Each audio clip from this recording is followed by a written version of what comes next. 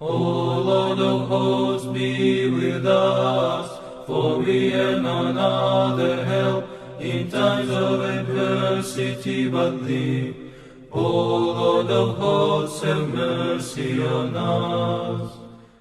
Welcome back, everyone. This is David Patrick Harry with Church of the Eternal Logos, and today I want to speak to you guys about the third eye lies. And today we have a very fun and interesting video in which we're going to be covering a ton of content concerning this very popular New Age spiritual idea regarding the existence of a spiritual third eye and its relationship to the pineal gland. So of course we're going to be approaching this from an Orthodox Christian perspective, from a Christian perspective generally speaking, but of course our anthropology as Orthodox is going to be a little bit different. And we're going to be putting this idea of the third eye up to a rigorous critical analysis and see if it stands up. Of course it's not, so this video is going to be basically debunking it. And I hope this video actually becomes one of the more popular videos on this YouTube channel, because as you guys know that have been with me for a while, what we like to do is talk about New Age ideas, Gnostic ideas, and how they are derivations or manipulations or deviations from Orthodox Christian theology. And so underlying this video, we again are going to see a sort of illuministic, a Luciferian, a Promethean understanding of self-actualization, illumination, enlightenment, tied to this idea of the third eye. And so like I said, we're going to be covering a ton of content. We're going to be looking at this idea and its development within Eastern mysticism, specifically in Hinduism and Buddhism. And then we're going to be looking at the Eye of Ra, the Eye of Horus, and its relationship to this idea of the pineal gland. We're going to be looking at more New Age spiritual ideas, even in regards to some Catholic figures who still promote this stuff and are considered New Age spiritual writers. We're going to be looking at the Pinecone and its symbolism and its presence even in the Vatican. We're going to be looking at the proliferation of these New Age ideas even within American Christianity, and how 6 out of 10 Christians in the United States believe at least one New Age belief. And so this is going to lead us to then taking a more empirical, a scientific analysis approach and understanding to the pineal gland. What is it? What does it do? What's its function? And then from there, we're going to be totally debunking another very central tenet within the New Age or the psychedelic spiritual worldview, that the pineal gland secretes significant amounts of dimethyltryptamine, N,N-dimethyltryptamine, DMT. And this obviously is considered to be one of the more potent hallucinogenic psychedelic substances known. And there's a gentleman named Dr. Rick Strassman who really proliferated this idea based on some of the research or experiments he did at the University of New Mexico School of Medicine, where he theorized, and this is the popular theory, that during very critical situations, strenuous situations like birth, near-death experience, death itself, that the pineal gland would secrete significant amounts of this N,N-dimethyltryptamine, and the whole light experience, the white light, these near-death experiences, the out-of-body experiences are all due to an abundance of dimethyltryptamine in the brain, all associated with the pineal gland and therefore associated with the third eye. Now, we're going to be looking at a scientific article by arguably the most prominent neuropharmacologist known that does research or had been doing research and still does research in regards to psychedelic hallucinogenic substances, Dr. David E. Nichols, and his article separating fact from myth in regards to this concept and showing how under laboratory experiments, there is absolutely no evidence that the pineal gland can secrete significant amounts of DMT. And this is essential. There's a very prominent documentary called The Spirit DMT, the Spirit Molecule, that was funded and hosted by Joe Rogan, built upon this theory of Rick Strassman. And the research that we now have from Dr. David E. Nichols totally blows this thing out of the water as just a complete mythology, as a complete fiction. And so we're going to be looking at that, and even I'm going to be cutting a piece of an interview I did about 3 years ago when I had an interview with David E. Nichols. This was about on the tail end of me getting out of the sort of psychedelic spiritual worldview, the New Age worldview, and had come across David E. Nichols' talk and paper debunking this whole idea. And I thought it was so fascinating because of its prevalence within the New Age and the psychedelic spiritual worldview. And so I actually did a podcast with him. And so we're going to be listening to this information from the horse's mouth, if you will, and cutting where he's talking about his research and showing how this is total fiction. And so, like I said, we're going to take a historical analysis. We're going to see when does this idea of the third eye get associated with the anatomy of the pineal gland. We're going to be looking at the proliferation of New Age ideas generally. We're going to be debunking this the DMT association with the pineal gland. And then we're also, the last thing that I want to round out with is a total rebuttal of the New Age quote mining and misappropriation of Scripture, trying to validate, again, this whole concept of the third eye and this apotheosis, this sort of self-realization as God. So what we're referring to there is usually Matthew 6:22 is the most prevalent verse that's used by the New Agers to say, look, Jesus is talking about the third eye. And this is when he's talking about the sort of single eye, making your eye single. And we're going to be looking at the Orthodox Study Bible. What does the Orthodox Christian tradition understand this? Because, of course, they divorce this from its entire theological context. And so once we see that this is all in association with the nous, it has nothing to do with the third eye, and the nous being the eye of the heart. This is something totally different. And we're going to be also looking at John 10:34. This is another very prominent verse that's used by New Agers where Jesus is talking about ye are gods. This is also a reference back to Psalm 82. And we're going to be debunking this whole idea where Jesus, for the New Age, has a sort of Aryan Christology. He's an actualized human. He's an enlightened being.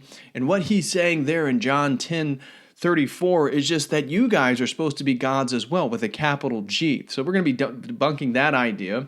And then we're also going to be looking at Genesis 32:30.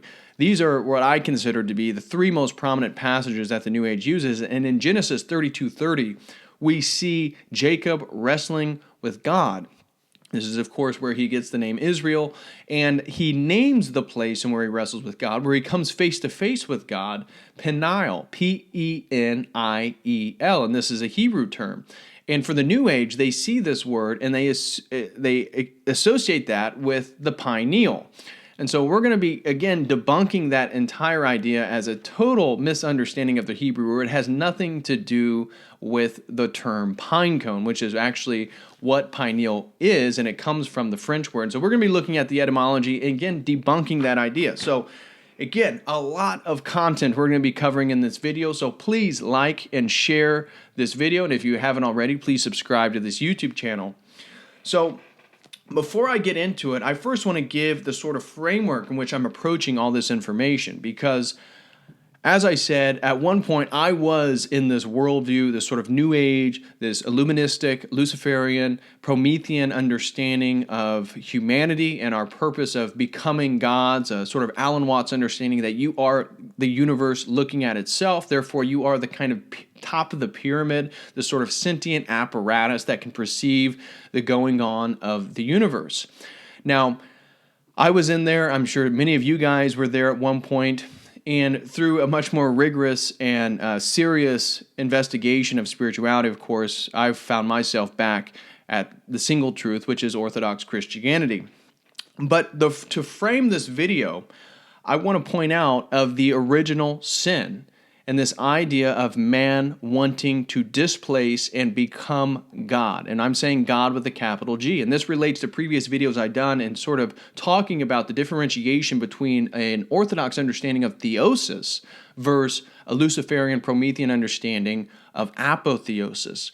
And theosis being a process which most of you guys are already aware of, and where we become little g's by the grace of God and in interaction with the uncreated energies of God. And this whole process of ascending this sort of spiritual ladder, we can divinize, well, it's already been happened through the incarnation, but our human nature can be synergized with divine nature. And this is the process of theosis, and this is the purpose for all Christians from the Orthodox Christian perspective. And so this being our original theology, I want to point out, again, the framework for this video is the original sin of man displacing God and becoming God, and that being the central focus and the underlying pattern of this idea of the third eye, the activation of the third eye, the spiritual eye, the decalcification of the pineal gland, and all this nonsense. And the reason why this concept is going to be so pervasive in things like Hinduism or Buddhism or various forms of paganism or even the New Age itself is because it's the original sin. It is the original sin. Of course, it's going to be replete everywhere. You're going to see it in many different places. And that is the approach that I'm taking when I talk about these ideas in this video, okay? So it's all based on this idea of this being the original sin and having a new anthropology, and this anthropology really being a sort of a demonic anthropology, and we're going to get into it. So, okay, where do we start?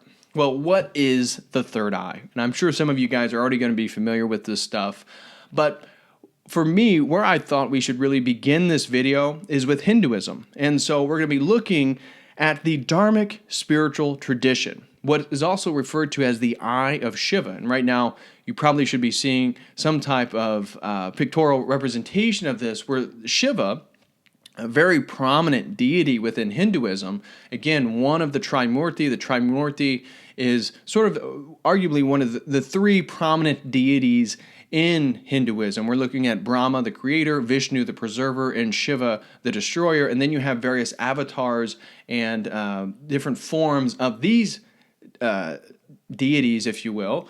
And so Shiva is the destroyer, and he is arguably one of the most popular, if not the most popular, deity in Hinduism.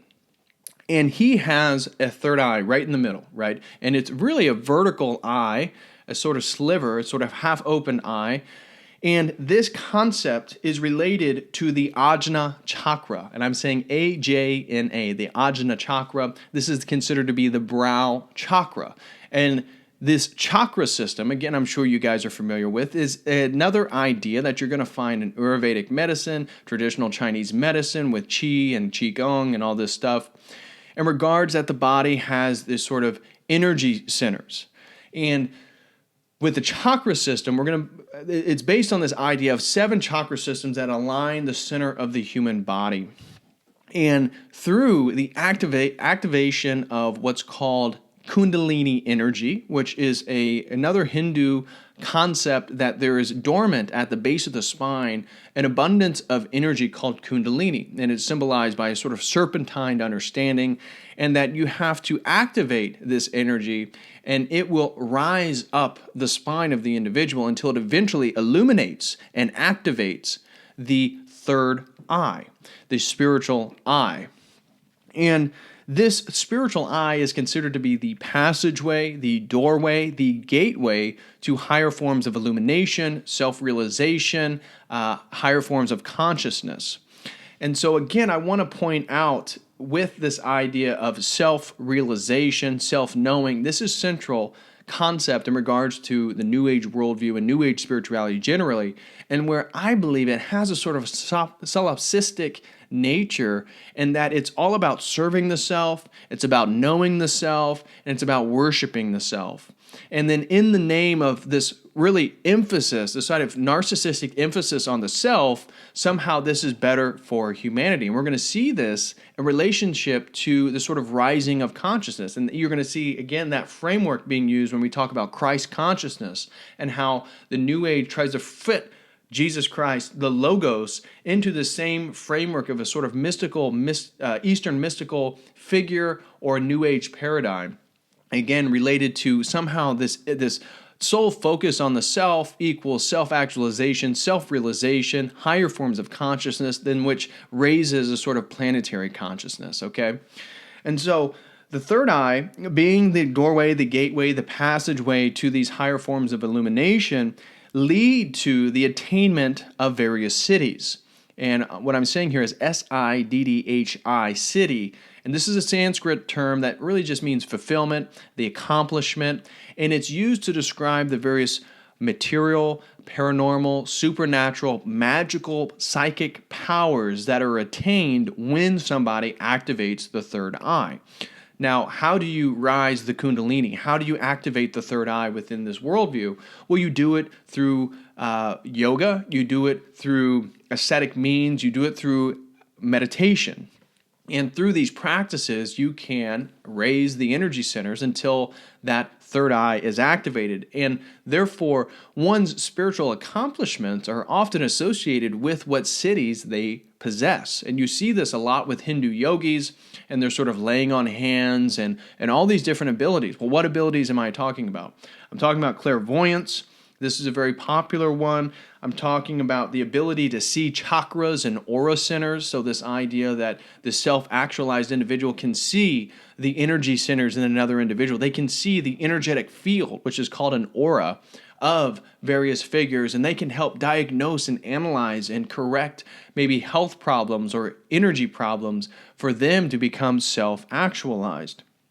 We see Precognition. This is also another siddhi that's often associated with the self-actualization, out-of-body experiences. This is a very prominent thing within the New Age, a sort of astral projecting. You're going to see this replete within Hindu philosophy and theology. Also, mind reading, psychic abilities, of course. The control of nature, this is also another one, that they can control weather, they can control various aspects of matter, they can actually move things with their mind, and of course flying and levitating is one, and there's so many more. In fact, if you were to dive in to some of these siddhis that these yogis claim to possess, one of them that I think is most astounding is that they can shrink, they can minimize themselves to the size of an atom. And I'm not kidding, they actually claim they can do this. And they can also expand themselves at an infinite proportion.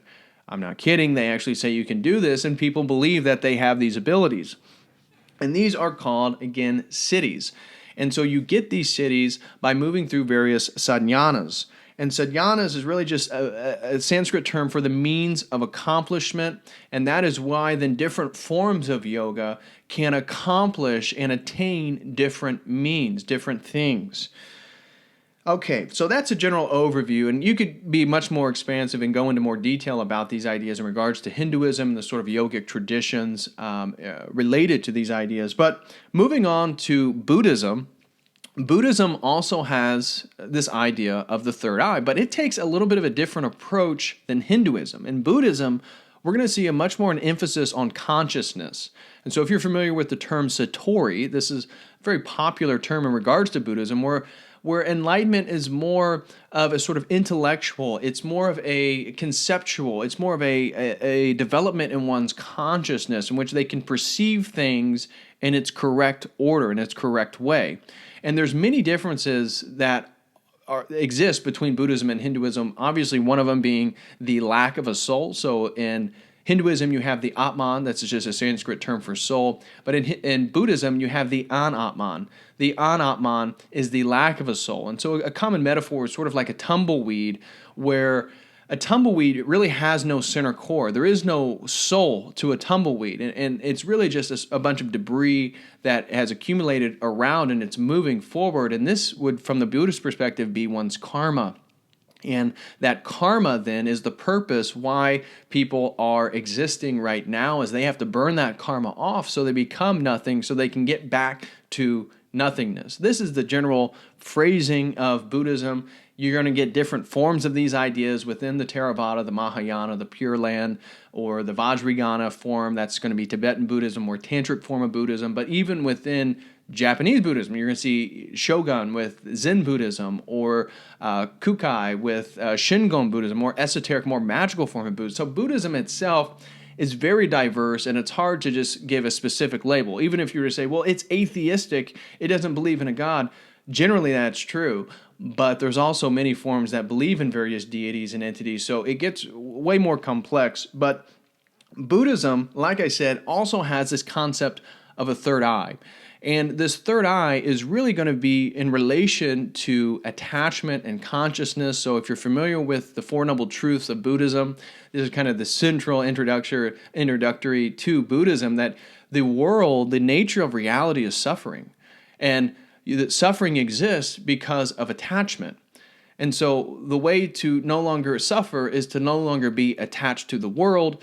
And the way you become detached from the world is then to follow the Eight Noble Truths. This is what Buddhism talks about. This is their general belief system, the Four Noble Truths, the Eightfold Path, if you're not familiar. So what I wanted to do is just differentiate Buddhism from Hinduism, but still this idea of self-realization, this idea of self-deification, a sort of Luciferian, Promethean apotheosis still exists, though Buddhism is going to be much more cerebral, if you will, than the sort of emphasis on the physical that you're going to find in Hinduism, even though that difference that I'm trying to highlight isn't always true within Buddhism. You're going to see people talking about, if you really got into Buddhism, talking about the ability to fly and do all this. So they're going to have these same cities. It's just that's not the same focus as you see within Hinduism. And so this is generally the idea of the third eye. And you're going to see the third eye also exists within Taoism. I know we've talked about Taoism before as a sort of naturalistic theology, that the Tao has many similarities to our concept of logos. But and some of you guys have probably already read Christ the Eternal Tao, stuff like that by Howard Monk Damascene. But even within Taoism, we're going to see the same sort of illuministic understanding of the third eye. And so in relation to some of the more modern figures who talk about this framework, this sort of Eastern mystical framework, you can look at people like Father Richard Rohr, and that's Rohr, H-R-O-H-R, and he is a Franciscan friar. So he's a Catholic Franciscan, and he is a very popular New Age spiritual writer and teacher, if you will, doing all this in the name of Catholicism. And he talks about the third eye as the way of the mystics. Okay, so again, totally rooting this in sort of an Eastern mystical framework, and that the third eye, what's so important upon activating your third eye is that then you can see in a non-dualistic way. This is going to be tied to a sort of Advaita Vedanta tradition within Hinduism, an emphasis on non-duality. That's what Advaita Vedanta is. And he goes so far as to talk about how once one activates their third eye, now they have the mind of Christ. Again, fitting this whole concept back into a sort of Christ consciousness, right? And you can see that Christ consciousness being a sort of medium way between the sort of Hindu understanding of these cities and these more magical powers versus a Buddhism, generally speaking, of a more consciousness understanding, a more perceptual understanding of the nature of reality. You see that right there in Father Richard Rohr. So I just wanted to highlight him as an individual to show how this stuff is being appropriated into the sort of Christian context and why we have to watch out for that. Now, we've established this idea of the third eye, the spiritual eye, the metaphysical eye, that once activated can actually give you supernatural abilities. How does this get tied to the anatomy of the pineal gland? And this is going to really come into play with Rene Descartes. And Rene Descartes, as I'm sure some of you guys are already familiar with, talked about the pineal gland as the principal seat of the soul. And he does this in his Treatise of Man, which was written sometime between 1637. We're actually not positive when this thing was written. We know it was written before 1637, but it wasn't until many years later that it was actually published. And he also discusses the pineal gland actually in his Passions of the Soul. That's 1649. But in the Treatise of Man, he actually provides a sort of diagram of what he believes the pineal gland in this spiritual eye, if you will, and in its relationship to the two physical eyes. And in fact, I should be showing you guys right now that diagram and how Luciferians, modern Luciferians, have actually adopted that diagram that he drew in the Treatise of Man as representing the sigil of Lucifer himself. So not that I would say Rene Descartes had anything to do with the sigil of Lucifer or maybe specific Luciferian understandings or anything like that, but certainly it's been appropriated by modern Luciferians who do believe in this diagram as representing the Luciferian activization of the third eye. Now, to be quite frank, modern medical anatomy and physiology have totally rejected many of Descartes', in fact, most of all of Descartes' stuff on human anatomy as bunk and just ignorant. But why did he choose the pineal gland as being this principal seat of the soul?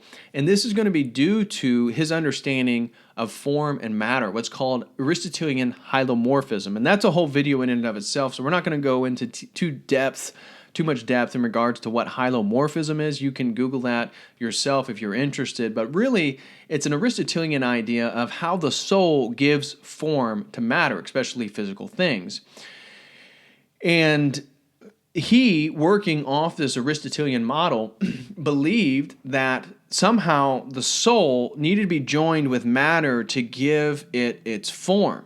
And he thought this was the pineal gland. Why did he choose the pineal gland as being this principal seat of the soul? And it's because when he did dissections of the human brain, the pineal gland was one of the few singular apparatuses, singular objects in the brain. It wasn't sort of bifurcated and split in half. When you did a dissection, you actually got the whole pineal gland.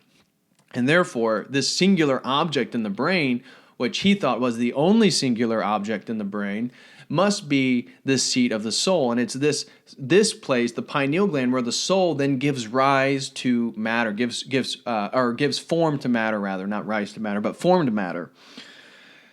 And that is why then he understood it in that sort of lens and that worldview.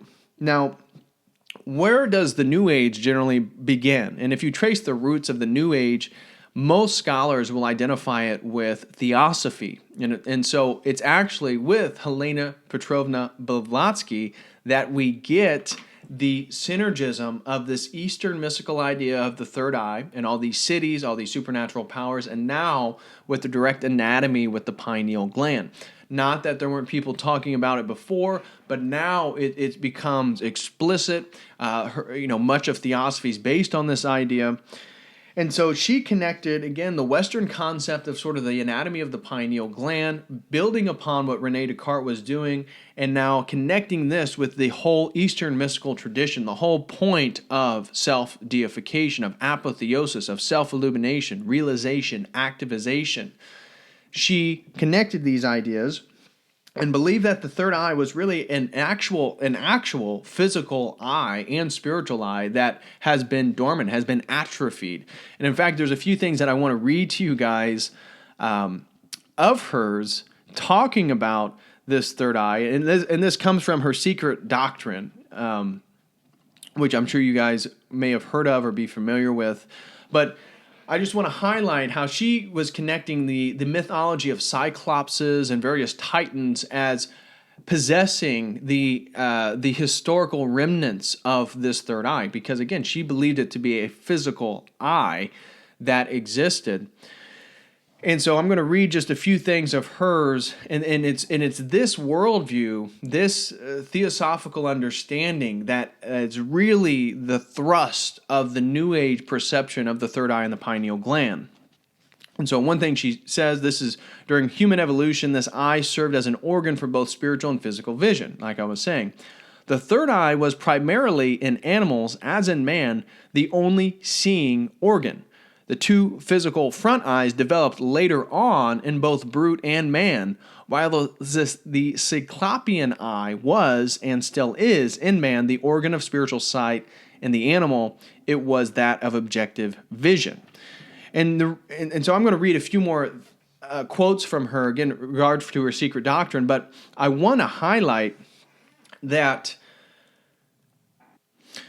Sorry about that. I had to cut real quick. Had to sneeze. Anyways, what I was trying to say was that This idea of this sort of remnant of this ancient third eye came to Helena Blavatsky because of sort of this channeling of ideas, right? And so, again, I want to connect this back to the original sin. We're talking about this illuministic framework, Satan and the Garden of Eden, if you will. And then tied to channeling, tied to the psychedelic experiences that people, again, get these ideas about the third eye, about DMT, which we're going to be debunking here in a few. But this is where she was getting a lot of these ideas about ancient evolution, human evolution, and the remnants of this spiritual third eye, this physical and spiritual eye, really. So she also says the eye, having performed its function, was replaced in the course of physical evolution from the simple to the complex by two eyes, and thus was stored and laid aside by nature for further use in aeons to come. The possession of a physical third eye was, or we are told, and this is told from her spiritual entities, right, was enjoyed by the men of the third root race down to nearly the middle period of the third subrace of the fourth root race, when the consolidation and perfection of the human frame made it disappear from the outward anatomy of man. Again, totally based on a sort of Darwinian evolutionary framework. Psychically and spiritually, however, its mental and visual perceptions lasted till nearly the end of the fourth root race, when its functions, owing to the materiality and depraved condition of mankind, died out altogether before the submersion of the bulk of the Atlantean continent. And she also goes on to say that the third eye was once a physiological organ, and that later on, owing to the gradual disappearance of spirituality and increase of materiality, spiritual nature being extinguished by the physical, it became an atrophied organ. And so you see the sort of dialectical tension then between the spiritual and the physical, something that we don't have in an Orthodox Christian perspective, given the hypostasis and the personhood of the Logos, both fully human and fully divine. We don't have this dialectical tension between physical and spiritual. And so she goes on, again, remember I talked about the third eye in the Hindu context often being referred to as the Eye of Shiva, that the Eye of Shiva did not become entirely atrophied before the close of the fourth race, when spirituality and all the divine powers and attributes of the Deva, human, of the third had been made the handmaidens of the newly awakened physiological and psychic passions of the physical man. Instead of the inverse, the eye lost its powers. But such was the law of evolution, and it was, in strict accuracy, no fall. The sin was not in using those newly developed powers, but in misusing them, in managing, in making of the tabernacle designed to contain a God, the fane of every spiritual iniquity. And if we say, quote, sin, it is merely that everybody should understand our meaning, as the term karma would be the right one to use in this case. So you see a sort of appropriation of all these theological terms from different theological contexts, cultural contexts, all pointing to her sort of perennialistic Luciferian understanding that we know as theosophy. So anyways, Helena Blavatsky, now we see this full synthesis of the pineal gland and this Eastern mystical understanding of the spiritual eye, even tying that into sort of Darwinian evolutionary terms, which, of course, the New Age builds off of. Now, I want to move to another very popular New Age understanding, which is the Eye of Ra, or the Eye of Horus. It actually can get pretty confusing because the right eye, it's the same symbol, the right eye of Horus, and I'm sure I'm showing you guys a graph right here on how it's believed by the New Age that this ancient Egyptian symbol is really a depicting of the pineal gland, you see. Now, no academic actually claims this. If you look in any encyclopedic, any academic, any religious studies understanding of the symbol, it's all related to the falcon and its phenotype of the eye, giving that sort of teardrop. And even if you look up who Horus is in Egyptian mythology, he's a deity with a falcon head. And I'll explain that here in a second. But it can get a little confusing on the term of the name of this symbol, whether it's the Eye of Ra or the Eye of Horus. If you look up, the Eye of Ra is considered to be the right eye form of this symbol, and the left eye is the Eye of Horus. although that can get confusing because then Horus can be Horus the Elder or Horus the Younger, both of which are associated with the sun or solar deities. And that's really what this symbol is regarding, is the solar deity, the sort of eye in the sky. And that's why it's the hawk, because the hawk was a sort of predatory bird that could fly higher than all the other birds. It could come down upon the birds from the heavens. And that is the whole point of this symbol, but it usually gets reappropriated into meaning, well, this is actually the third eye. And pulling this symbol up real quick, let me look at it. They claim that, well, look, you see, it has to do with the thalamus, the corpus callosum. The corpus callosum is the part of the brain that actually fuses the two hemispheres. Look, this curl, this tail, it has to do with the medulla oblongata. And look, the teardrop, this is the hypothalamus. Now, it has somewhat of a reminiscent depiction on it, but it's really nothing like they claim. It's a bit of a stretch to really claim that this is an anatomical depiction of the central functions of the brain or the central structure of the brain. Good luck, and this is what I challenge you guys, find any credible source, and I'm not trying to make an appeal to authority, a sort of logical fallacy, and say that, well, it has to be approved by academics and religious scholars, or it doesn't mean it's true, because if that was the case, we wouldn't even believe in male and female anymore. We wouldn't believe in two genders. But just trying to find something credible, something peer-reviewed, something with some more empirical evidence, I couldn't find anything regarding the Eye of Ra, the Eye of Horus, having anything to do with the pineal gland and the brain. Only I could find is like Gaia TV, ancient aliens, ancient wisdom, all this New Age stuff are the only things that I could find even talking about this. So that is one of the things that I wanted to debunk once and for all, is that I couldn't find anything related to this Eye of Ra, Eye of Horus relating to the pineal gland. And so now I want to go to another thing that's very common in the New Age and regarding to the pineal gland is this symbolism of the pinecone, And so right now what I'm showing you is the famous bronze pinecone that's there in the Vatican. This is the largest pinecone structure that exists in the world. And, if you listen to somebody like Joe Rogan, who said he, on his tour of Italy, the tour guide was so impressed that he knew that this was a symbol of the pineal gland, right? And this is the common trope of the New Age, talking about the pineal gland in relationship to the pinecone. Now, where do they get this? Well, it's actually from the etymology. The term pineal comes from a 17th century French term, pineal, which comes from the Latin word pineus, and it does mean pinecone. And the reason why the pineal gland, and I could not find, I'd be interested if somebody could put it in the comment section, I could not find the date when the first person used the term pineal to refer to this particular structure in the brain. But the only reason they use the pineal gland is because of the bulbous shape of the pineal gland.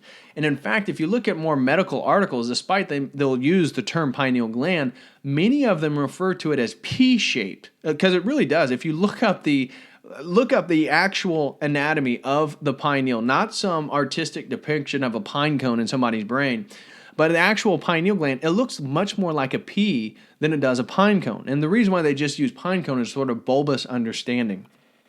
And so you'll see New Agers show a sort of closed pine cone and an open pine cone, and talked about how this is the activation of the third eye, you see. And they'll use the pine cone because of its sort of ornateness, its sort of fractal, sacred geometric structure, to talk about all this natural understanding of the sort of activation of the third eye, and then your ability to perceive the sort of symmetry, the fractality of nature, and all this stuff. Now, again, no scientific evidence for any of this stuff, but the Pigna, which I'm showing you, is in the Vatican and is considered to be associated with this pineal gland. Now, we've already talked about Father Richard Rohr promoting this sort of New Age Luciferian ideas in the name of Christianity. And now we see it again in the Vatican in regards to this pine cone. Now, what I am probably showing you now is a photo of the sort of use, because this is what the New Age will do, is they'll take every pagan depiction of the Pinecone and say, look, it all has to do with the same thing. It has to do with the pineal gland and the brain and enlightenment. So what you're seeing now is a sort of staff of Osiris having a pinecone on top of it, staff of Dionysius, staff of Bacchus, various Assyrian deities, and of course the Pope himself. And then of course the largest pinecone in the world in the Vatican. And I just want to, again, connect all these ideas, not that they're true because they're pervasive through all these pagan worldviews, is that it is the original sin of this sort of Luciferian understanding. Even, and it's not even clear that the pinecone within all these different cultural depictions is representing the same thing at all. That is totally read into it. There is no evidence that the pinecone for Dionysius or Osiris or the Assyrian gods means the exact same thing as the Pope. There's not much evidence for that, although that is the general New Age, that is the general theosophical, that is the general spiritual reading of this stuff, is that it's all leading to the same thing. And so when you look at the Pope's pinecone staff, what's really interesting is what emerges out of the pinecone is, of course, the crucifixion of Christ. And I think another sort of symbol of this sort of Christ consciousness, if you will.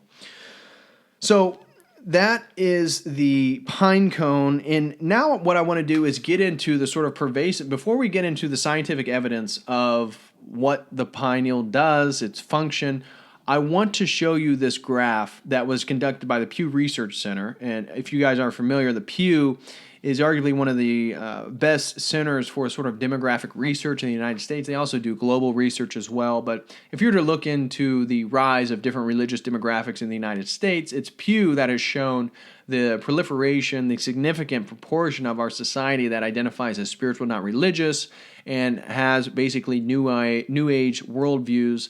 And they're often referred to as nuns, N-O-N-E-S, not N-U-N-S, N-O-N-E-S, because when they do a sort of religious survey or graph, when they're asked to identify their religious or spiritual worldview, are you Muslim, are you Christian, are you Jewish, are you Buddhist, they'll fill out the portion that says none of the above. And because it's none of the above, they just term them the nuns. And so it's this nuns group that is now arguably the most significant single religious demographic in the United States. This is why I find it funny when Christians, are trying to talk about atheism as being the sort of real threat to Christianity or Christian values in America, because atheism basically stays at a 3% stagnant stasis within the U.S. demographic population. They don't really rise, they don't really shrink. But this New Age worldview, the spiritual but not religious, has already surpassed any single Christian demographic in the United States. Now, you combined all the different Christian denominations, and they're much larger. But any single one denomination, the spiritual but not religious, has surpassed Protestantism. So, arguably, this Luciferian, what we're talking about today, the sort of Luciferian, illuministic, New Age spirituality, is the religion of America right now. It is the most significant religion. And so this graph that I want to show you guys is looking at 4 basic questions, these New Age ideas. One of them being, do you believe spiritual energy can be located in physical things like crystals, right? And it's just surprising when you look at these numbers that 42% of U.S. adults do believe in spiritual energy and physical things like crystals. And of course, who tops out at the top in regards to Christian demographics? Orthodoxy, of course, was not included in this. I would suspect that it'd be much lower than any of the other denominations. But it's Catholicism. At 47% of Catholics that were surveyed in this study in December 4th to 18th in 2017 claim that they do believe spiritual energy can be located in physical things like crystals. The evangelicals, or the lowest of all the Christian denominations, which pretty much makes sense. And we see when you roll down to the nothing in particular, these are the nuns. 61% of them believe in spiritual energy being located in physical objects. Now, the next question was, do you believe in psychics? And surprisingly, 41% of America believes in psychics. And all of this was above 30% from Catholics, evangelicals, historically black, Christians in general. So Christians in general, and again, Orthodox weren't surveyed in this. It was 40% of Christians. 46% of Catholics believed in psychics, 43% in the historically black churches, and 44% in the mainland. And we see 50% of the nothing in particular. Now, when you look at believe in reincarnation, and reincarnation is specifically prohibited from a Christian worldview, and that is Hebrews, Hebrews 9:27. And inasmuch as it has been appointed for men to die once, after that comes judgment. So we live one life, and then you're judged. This is the Christian worldview. This is Christian theology. This is, if you believe in sola scriptura like these Protestants do, even the Catholic Church is supposed to teach this, although when I was in Berkeley, there was a whole thing on Hispanic Catholics and how it was much higher than this survey said that believed in reincarnation. And again, all the Jesuits in the class thought this was a great thing, that Catholicism can continue to appropriate and allow people to believe in both a single life and a reincarnational understanding of death. But here we see the highest Christian group being the historically black church, which, given their sort of historical roots in regards to sort of African paganism and Santeria, things like that, we can see why that might be as high as it is. Evangelicals only 19%, and atheists 7%. So what's interesting about reincarnation is that the evangelicals are only 12% different from the atheist, but 51% of the nothing in particular. When you look at belief in astrology, it looks like historically black church comes in the highest with 34%, 33% of Catholics, 30% of mainland Protestants, only 18% of evangelicals, 47% of nothing in particular. Now, what's surprising is when you look at anybody who said one of these, is that 6 out of 10 Christians hold at least one New Age belief. One New Age belief. And this is stunning. And so how are these ideas getting so promoted within a Christian worldview or being so normalized? And this is where I refer to a gentleman named Stephen Bancars. He used to run a website called Spirit Science or Spiritual Science. There's another name to it as well. But he had a website and some Facebook pages, and he was on various platforms. And he was making, he had a much larger following than anything I have. But he was promoting these New Age worldviews, and then eventually had a come to Jesus moment. I'm sure some of you guys are already familiar with him. And he is some form of Protestant, so I'm not sure what type of Christian he is.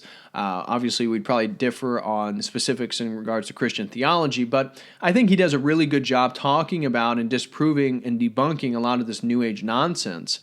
And he has a good video that you guys might want to check out later on Oprah. And Oprah, being such an influential figure, she's considered to be the most influential woman, but outside of gender, she's arguably one of the most influential people in the world. And when she gets behind an idea, she can really get people to hop on board with it. And her identifying as a Christian continues to promote these New Age ideas in the name of Christianity, like Christ consciousness, like Christ, the second coming really being a sort of planetary evolution of consciousness, a rising of planetary consciousness. And so she's had pushed many people like Wayne Dyer, like Eckhart Tolle, Deepak Chopra, John of God. I'll let you dive down that rabbit hole. Now I'm going to go into that. But she's promoted a lot of these New Age worldviews, and I do think it's a bit more sinister than Stephen talks about it. He thinks that he believes she's doing it out of the kindness of her heart. I believe it to be a little bit more sinister than that, but we can differentiate on that, have different opinions. But really, that's what I just wanted to highlight in regards to how this New Age stuff is becoming the religion of America. And as Christians, especially Orthodox Christians, we're already a significant minority. We need to be aware of this, and we need to really start becoming more critical and more focused and understand more of this sort of New Age spiritual worldview.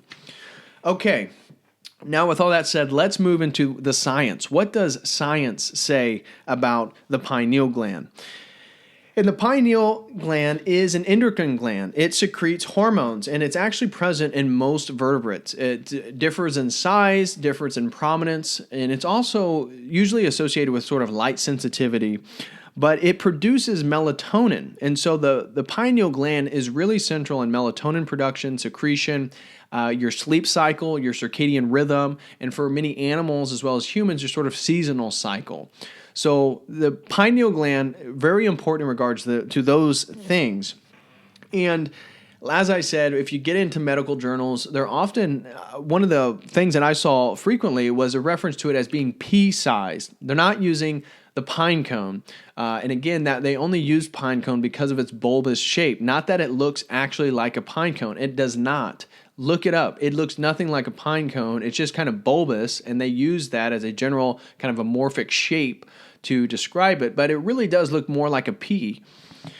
And it aids the function of the pineal gland, is really works in tandem with the pituitary gland. And so I'm sure some of you guys are aware of the pituitary gland and its relation to sex hormones and physical development. So individuals that have damaged pituitary glands, that's how you get like the tallest individuals in the world, where their overactive pituitary gland keeps secreting growth hormones, and their body just keeps growing and growing and growing. So what's interesting is that some of the research I looked into in regards to penile, this is the removal of the pineal gland, it doesn't have a tremendous effect on individuals that are already into adulthood. It can have an effect on younger individuals, and this is very rare where you would have a penile, say there's a tumor or there's a cyst or some type of mass where you'd have to actually cut it out of the brain. Because again, we're talking about the very center of the brain here to have a penile. That it really doesn't affect too much as an adult, but it can cause the pituitary gland to be more active because of the lack of secretion of melatonin, which really keeps the pituitary gland in check, usually speaking.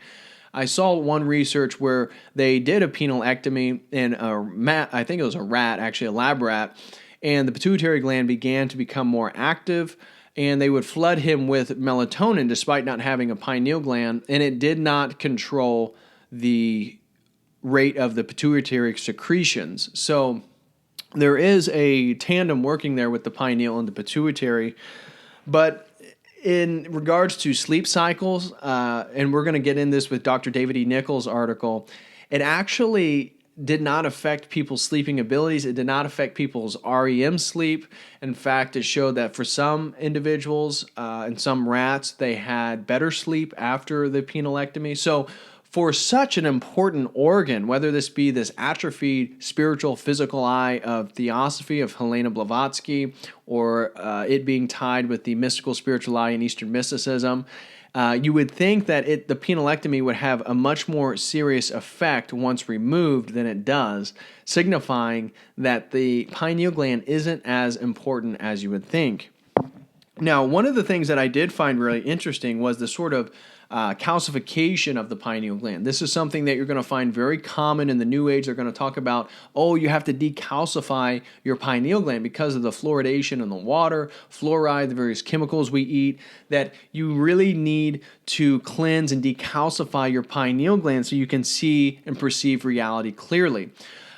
This is true that there is a calcification of the pineal gland. However, it has nothing to do with this New Age worldview. And in fact, it's a very natural process that, as I said, the tandem workings of the pineal and the pituitary, that once you get past the age of 17, really, once you've gone through puberty, the pineal begins to calcify more and more and more, and it has no detrimental effect on your health whatsoever.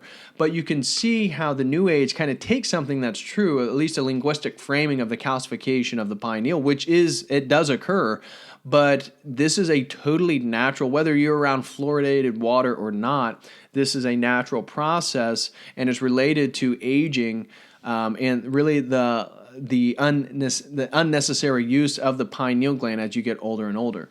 So I just wanted to highlight that as well. Now, let's get into DMT and the pineal gland. Rick Strassman, as I said, he's a a clinical associate professor of psychiatry, and he was at the University of New Mexico, and his famous experiment was at the School of Medicine, where he intravenously, so that's through an IV, putting it into the veins of individuals, of subjects, of volunteers, would induce them into DMT, psychedelic hallucinogenic states.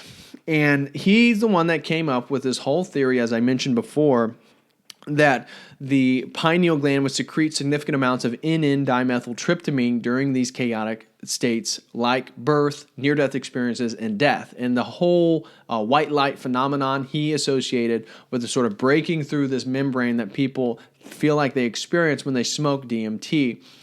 Now, DMT does not actually work on everybody. So there's a portion of the population, about 10 to 15%, that whether they smoke it or not, it actually has no effect on their brain, on their body. And for DMT to be active, you usually have to have, like in the case of ayahuasca, Amazonian tribes, you have to have an MAO inhibitor.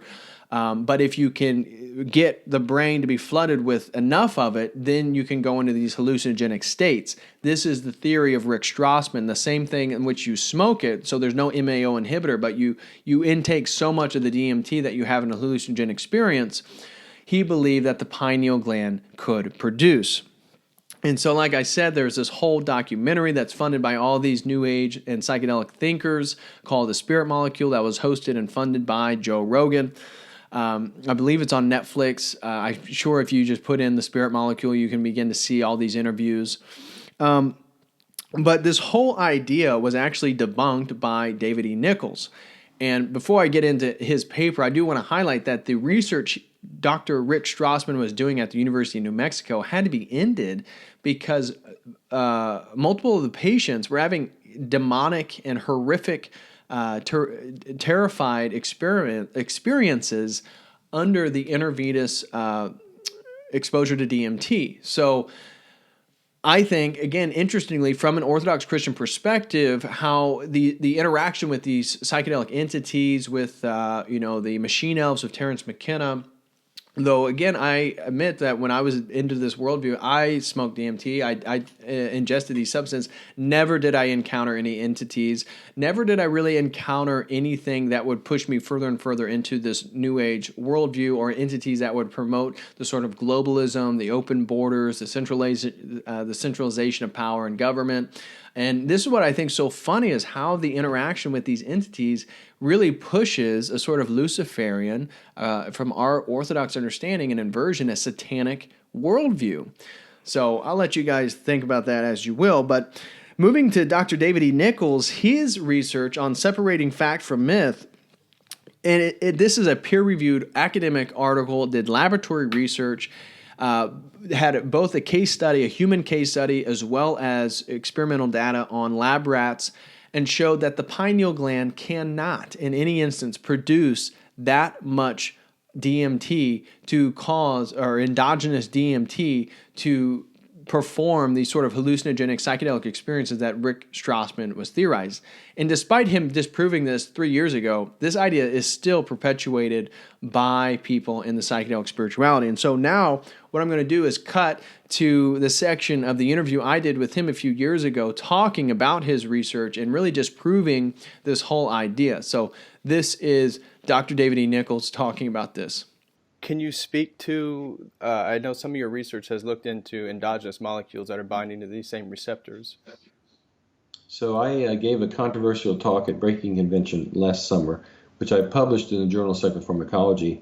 It's called DMT and the Pineal Gland, Separating Myth from Fact. Mm-hmm. I gored a lot of sacred cows on that talk.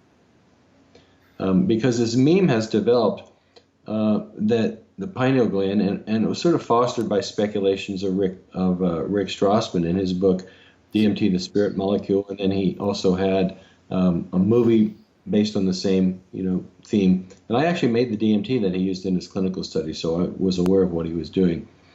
But the pineal gland, it goes back like 1,500 years when they didn't know anything about physiology or medicine. And the pineal gland they thought was the seat of the soul, and it was really important. And that has persisted in some circles for a long time.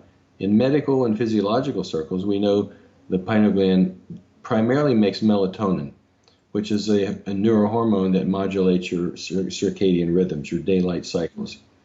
And what I pointed out in that talk was that the pineal gland weighs about less than 200 milligrams, 0.18 to 0.2 grams, which is, not very big. And its sole obligation to the organism, at least in humans, is to produce melatonin. And it produces about 30 micrograms per day of melatonin. Melatonin is a very potent neurohormone, and melatonin receptors have very high affinity for melatonin. So if you look at DMT, they have detected the enzymes in the pineal gland that could potentially produce DMT. And there's been a study that was done, actually Stephen Barker was the analytical chemist, where they actually put a microdialysis probe into rat pineal gland. And what this is, it flushes artificial cerebrospinal fluid into the pineal, and then when it comes out, you run it into really a highly sensitive liquid chromatograph, mass spectrometer, basically to see if there's anything there and what's there. The pineal gland does produce trace amounts of DMT. But what I pointed out is Rick Strassman had done these earlier studies with clinical effects of intravenous DMT. And he and Andrew Gallimore had proposed that they wanted to create a paradigm where you could give somebody intravenous DMT, and then because it's so short acting, give a continuous infusion of DMT and try to sort of trap them in that DMT state with the idea that they would communicate with the aliens or whatever that they saw. But what they said, excuse me, I'm just getting over a really bad upper respiratory infection. What they said is, in order to make this work, you would have to give the human subject a 25 milligram intravenous bolus of DMT. So that's a pretty good amount. Yeah. 25 milligrams, if you smoke it, will get you pretty out there. Right. So now you've got this little gland that weighs 0.2 of a gram, the pineal gland. All the time, you're going to ask it to produce 25 milligrams or more of DMT, which is, it's if it weighs, say, 0.2 grams and it's going to produce 25 milligrams, that's more than 10% of its weight. And it doesn't have the biochemical machinery to do that. You just don't have the enzymes there, and there's no evidence that when you're dreaming or when you're born or when you die or anything, that suddenly this tiny little gland has the ability to pump out a ton of this DMT. So it's a really interesting and popular meme. Right. And there are these, I don't know what you would call them, they're photic stimulators that are strobe lights that will synchronize to your brain. And I heard one of these being presented at a conference, and the guy who developed it, and these things cost like $2,000 to $3,000. You put them, you lay down, you put this thing in your eyes, and it starts flashing like a strobe light. And he said the way it works is it stimulates the pineal gland to produce melatonin, and then the melatonin is converted by other enzymes into DMT, and that's what causes the hallucinations when this light is flashing. Well, there are no enzymes that will convert melatonin into DMT in the body, so it's an impossible situation. So I was invited to go to Breaking Convention, and Dave King invited me. He says, we'd like you to be on a panel talking about DMT as an endogenous neurotransmitter. I said, well, I don't believe it is. He said, well, that's why we want you there, because, to present the scientific case for it. Mm-hmm. So it was something I was reluctant to do because I hadn't done much research on the pineal gland and endogenous DMT.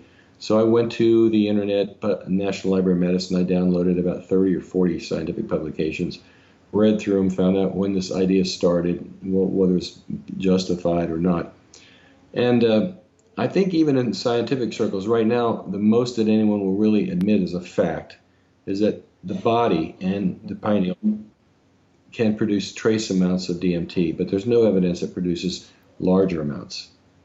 So that was the case I made, and I annoyed a couple people that really are supporters of that meme. Well, but it was pseudoscience, right. And I said there are other ways that if you have a near-death experience, you almost die. It doesn't have to be due to DMT. There are other things in the body. You have endogenous opioids, the endorphins. You have dynorphin. You have glutamate. lots of things are in the body already that would produce those effects. You don't have to invoke the formation of DMT. And DMT activates the serotonin receptor. You have serotonin in your brain already.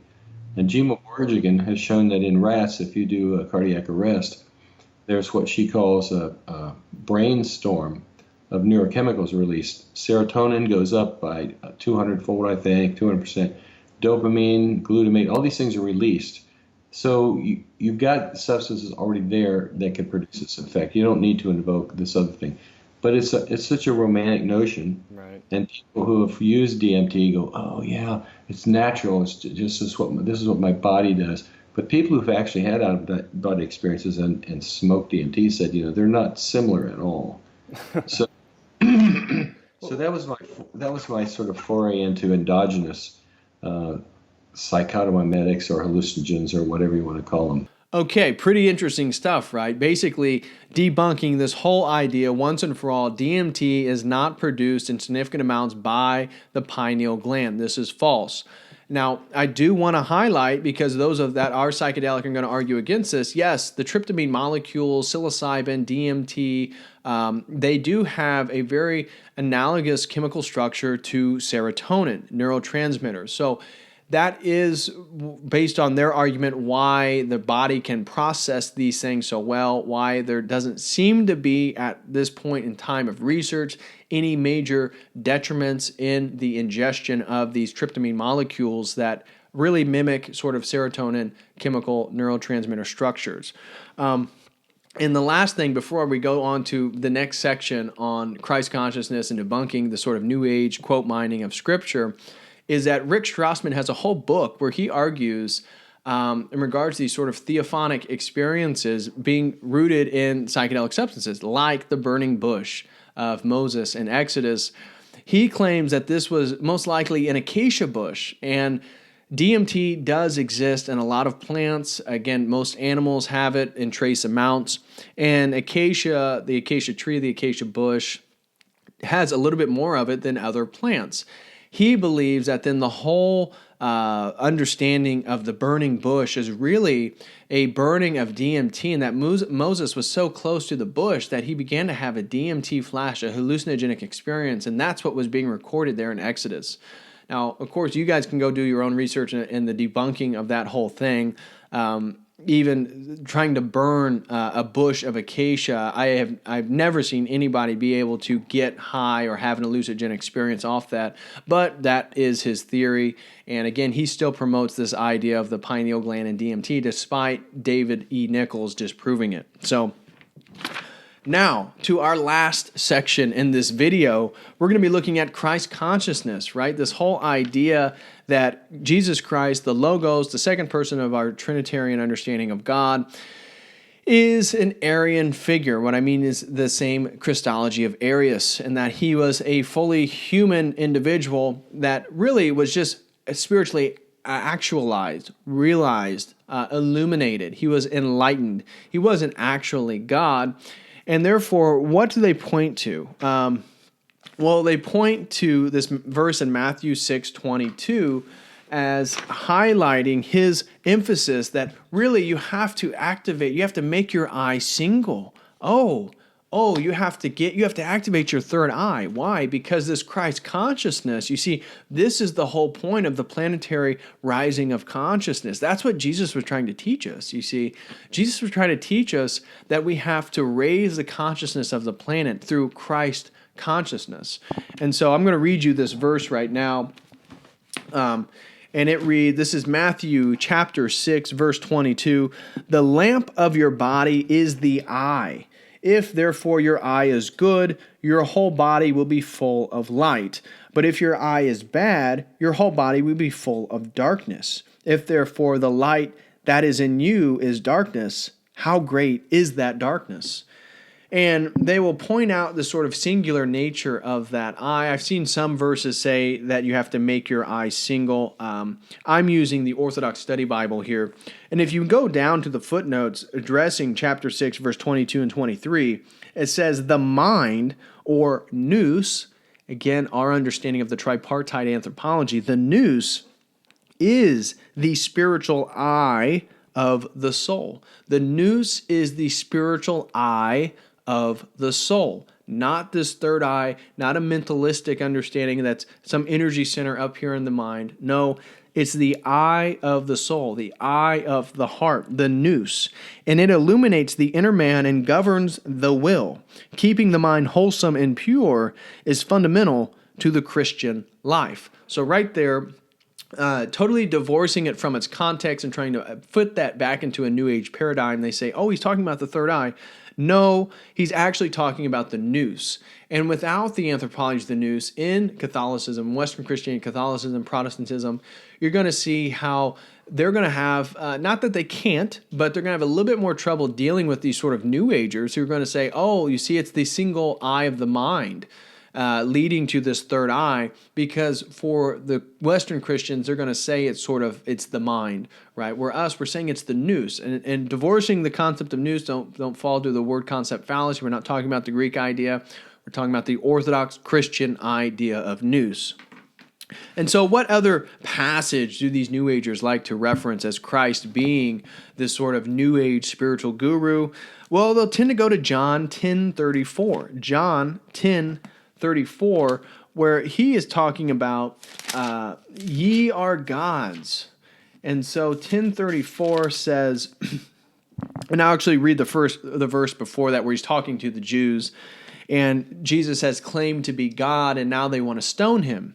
And the Jews answered him, saying, for a good work we do not stone you, but for blasphemy, and because you, being a man, make yourself God, with a capital G.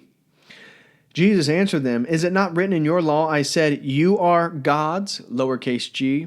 If he called them gods, to whom the word of God, capital G, came, and the scripture cannot be broken, do you say of him who the Father sanctified and sent into the world, you are blaspheming because I said I am the Son of God? And the footnote for this section in the Orthodox Study Bible reads, chapter 10, verse 34-36, you are gods. People who receive God's grace and faith will partake of his divine nature, 2 Peter chapter 1, verse 4, and can rightly be called gods. See article Deification in 2 Peter. Christ is effectively saying, if those who have received this honor by grace are not guilty of calling themselves gods, how can he who has this by nature deserve to be rebuked? And that's actually a quote from John Chrysostom. And so what's interesting about that passage is, from my understanding, it's also a reference back to Psalm 82, verse 6. And so I'm going to read that to you, in which it says, all the foundations of the earth shall be shaken. I said, you are gods, lowercase g. This is what Christ is quoting in that scripture. And you are all sons of the Most High, but you die like men, and like one of the rulers you fall. Arise, O God, judge the earth, for you shall inherit all the Gentiles. And the footnote for this section also reads, Psalm 81 reveals Christ God as present and judging in the midst of his church. Verse 1, his prophecy calls we are made gods and sons of God by the new birth and baptism. However, these gods are warned by their God to take care of the poor and needy. For Christ rose from the dead, and he shall come again with glory to judge the living and the dead. And this psalm is actually sung on Holy Saturday of the liturgy of St. Basil and at Great Vespers. So that is the psalm passage, that a lot of the New Agers will try to claim of framing Christ's message in a sort of apotheosis, a Luciferian, a Promethean understanding. And then the third one that I think is most prominent that the New Agers use is Genesis 32:30. Genesis 32:30. And it's here where they try to say, well, look, Jacob encounters God at the pineal. And it's actually spelt entirely different. And It's Pineal, P-N-I-E-L. There's no A in it. And the translation of this Hebrew word, once and for all, has nothing to do with a pine cone, which is what they claim the origin of the pineal gland means, because it looks so much like a pine cone, because the pine cone is a really important symbol throughout pagan mythology, representing this enlightenment of the third eye. But this passage has nothing to do with that. And so I'll just read it real quickly. And in fact, in the Orthodox Bible, they don't even use the word pineal. They just say form of God. So this is starting at verse 29, chapter 32. Then Jacob asked, saying, "Tell me your name, I pray." And he said, "Why do you ask about my name?" And he blessed him there. So Jacob called the name of that place the form of God, or various other translations would say Pineal, P-N-I-E-L. "For I saw God face to face, and my soul was saved. When the form of God passed by, the sun rose on him, but he limped on his hip. Therefore, to this day, the children of Israel do not eat the muscle that shrank, which is on the hip socket, because he touched the socket of Jacob's hip and the muscle that shrank." And see if there's a... Okay, so here is the footnote for this passage here. It reads, "The form of God was the Son and Word of God who revealed himself to Jacob. He is the radiance of the Father who reveals the Father in himself. For, as he said, he who has seen me has seen the Father." John 14:9. The rising and radiating of the sun on Jacob illustrated his relationship to the Son, or his relationship of the Son to the Father. And so, again, you see this problem with the New Age, with people like Jordan Maxwell, various people who try to take words and just appropriate them in various ways and try to draw connections when linguistically, etymologically, philologically, they actually don't connect. And this is true with this Hebrew word, with this whole idea of the pineal gland. And so that really wraps up this video. Again, please like, share, and subscribe this video. Let me know what you guys think. What do you guys think of all that information we just got into? Pretty deep stuff. We covered a lot of topics, but I'm curious what you guys think. Again, let me know. Leave comments in the comment section. Please share this video. I'm sure there's going to be some ruffled feathers and some angry people in the comments, but we're going to see how it goes. So please, again, like this video, share this video. Let's see how many people we can get to interact and engage with us. But really the point was to show how this whole idea of the third eye, of the pineal gland, is rooted in a sort of original sin, the sort of Luciferian, Promethean, enlightenment understanding of the individual, where they become activated and become God, this sort of secret, esoteric, occultic doctrine. And the concept of the sort of Eastern mystical third eye gets associated with the anatomy of the pineal gland, really in somebody, beginning with Rene Descartes, but really in somebody like Helena Blavatsky, which is the beginning of the New Age movement. And so the point of this video was to show all this, really debunk these ideas of the pine cone, the symbolism of the pine cone, the Eye of Ra, Eye of Horus, and the whole DMT production of the pineal gland, for something that's a little bit more scientific, a little bit more empirical, a little bit more rigorous and critical. So let me know what you guys think. Please, again, like, share, and subscribe this video, and I will be seeing you guys in the next one. So until then, as always, God bless.